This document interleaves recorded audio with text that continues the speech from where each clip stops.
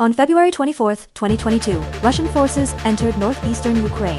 Ukraine had not anticipated an attack in this direction, and as Russian forces advanced over a wide area, Ukraine found itself unable to mount an effective defense. However, unlike Kyiv, the eastern regions, and the south, where occupation was the primary objective, Russia considered the northeastern front merely auxiliary and had no concrete plan. On the northeastern front, Ukraine initially failed to respond effectively, yet Russia also repeatedly made mistakes, resulting in a strange and chaotic battle. In Sumy, on the same day, the 27th Separate Guards Motor Rifle Brigade of the 1st Guards Tank Army entered the city center, but then departed westward. During that time, the governor and mayor of Sumy organized surrounding units and local volunteer residents to establish defensive positions and block following forces. Russian forces recalled the forward brigade and began the encirclement of Sumy, but their operational direction remained confused. Russia's 2nd Guards Combined Arms Army advanced along the highway and encircled Konotop, the base of Ukraine's 58th Motorized Brigade. While maintaining the encirclement, they threatened Konotop with artillery fire and urged surrender. But in fact, the Ukrainian brigade was not in the city at that time. Believing they had encircled the Ukrainian brigade in Konotop, Russian forces wasted time negotiating until March. In Chernihiv, Ukraine's 1st Tank Brigade fortified its defenses, and civilians destroyed bridges over the Desna River, cutting off retreat routes and preparing for total resistance. Russia's 41st Combined Arms Army joined directly from joint exercises with Belarus. Many units were not even informed of their mission and became lost. Exposed to Ukrainian ambushes and missile attacks, the Russian command falsely attributed the losses to Ukrainian forces, further confusing frontline units.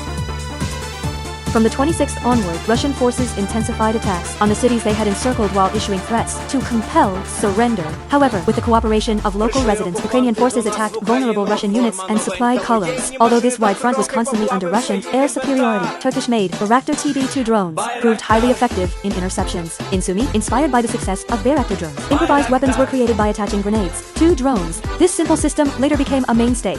In March, the Russian government redeployed units in the northeastern direction, east of Kyiv, to participate in the encirclement of Kyiv, significantly weakening Russian forces in the northeast. Russian forces intensified shelling and airstrikes against the cities they had encircled, but this only led to more people joining the defense on the Ukrainian side, placing the Russian forces in an increasingly difficult position.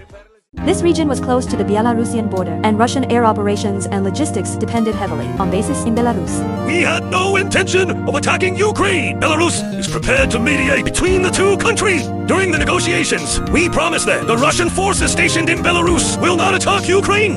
I understand that you may not be able to trust us. Even if the refinery in Mozyr is attacked, it cannot be helped. Mr. President, we are being attacked from Belarus. It is only natural that we retaliate. No, that is Putin's trap. It would give Belarus a pretext to enter the war. First, let us hear Russia's demands.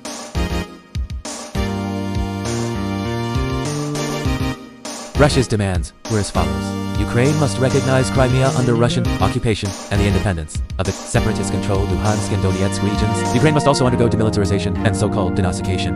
Ukraine's position was as follows: an immediate ceasefire and withdrawal of Russian forces from their advanced positions, along with international guarantees of military assistance if Russia resumed military action after a ceasefire. The first round of negotiations ended with both sides merely confirming their respective positions. Full-scale negotiations began in March. Starting from the second round onward, We want the attacks temporarily halted to allow civilians to evacuate. This is merely a stalling tactic by Ukraine. If they surrender, their lives and property will be protected.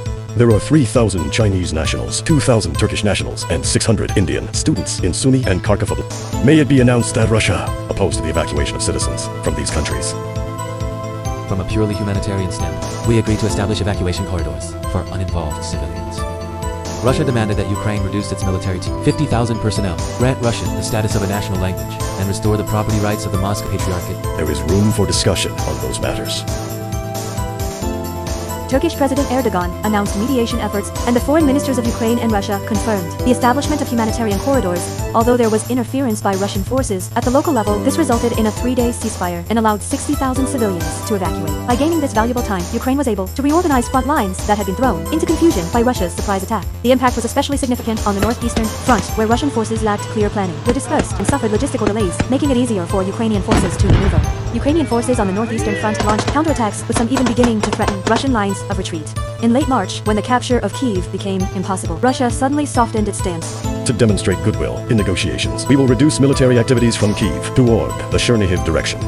Thus, Russian forces withdrew from the northeastern direction and the security of the Kyiv region was preserved.